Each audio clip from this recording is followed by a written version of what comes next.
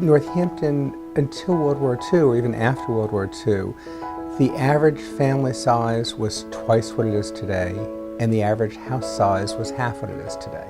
And so we're in a period where we keep complaining about how expensive housing's getting, and yet our houses are bigger than ever. And so looking at our historical centers, where a lot of those smaller homes were, it's a great opportunity to experiment with. We build new homes that are the same size they used to be per person 50 years ago and make that work.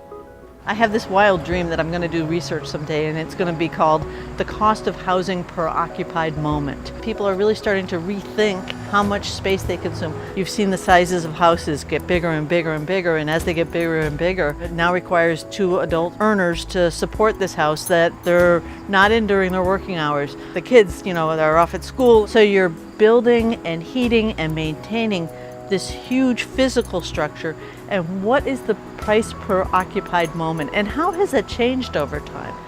From a planning kind of best practice standpoint, we talk about smart growth and things like that. There's been a focus for a long time of trying to concentrate development in mixed use areas so that people can walk and bike, and you're using less land per housing unit, so from an environmental standpoint, it's a smaller impact. Northampton's tried to be on the leading edge of encouraging sustainable, smart growth. So we've really focused on how can you maximize living units and how you can do that in the smallest amount of space. And that really fits in with our larger goals of being a sustainable city and trying to avoid sprawl. So we've tried to embed that in our regulations to really make that easier for people to accomplish.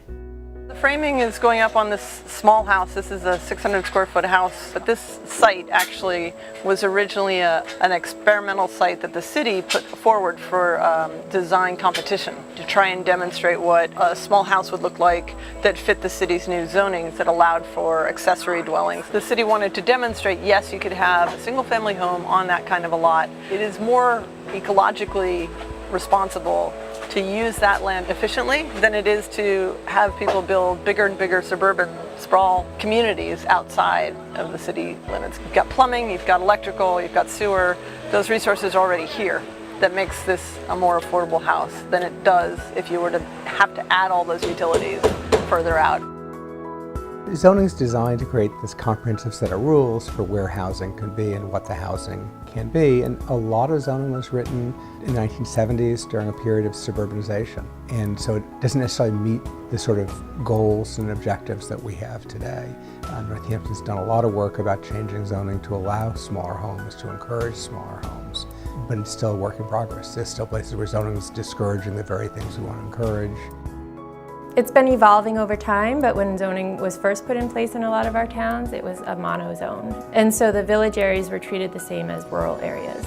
So as time has gone on, regional planning agencies have worked with their towns on improving that, creating village center zones and things like that, and it's an ongoing process. So we're trying to get back to where it's possible to have a smaller lot that can have a smaller house, especially in these areas that have water and sewer infrastructure, to make that possible. There was actually a very animated conversation going on in Greenfield and Franklin County about the tiny home movement, and we had originally hoped that these would be tiny homes.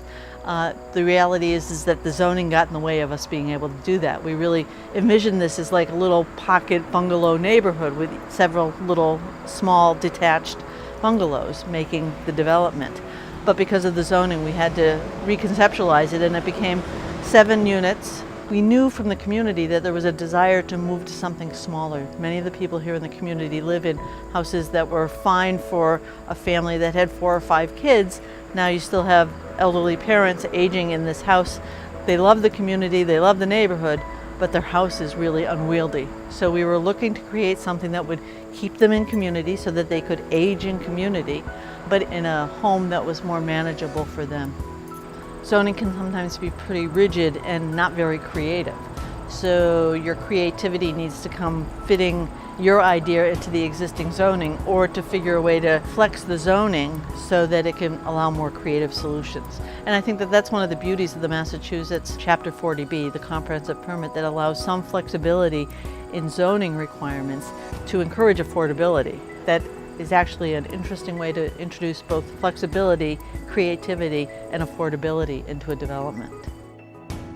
I think for Northampton, because so much of our built environment was pre-World War II, people really value the kind of community we used to be. Walkable, small homes, getting to know your neighbors. And so it's a pretty easy sell to say, why don't we try to replicate the very things we love in our community? Other communities are going to follow that lead and at least start having those conversations to make it a little bit easier.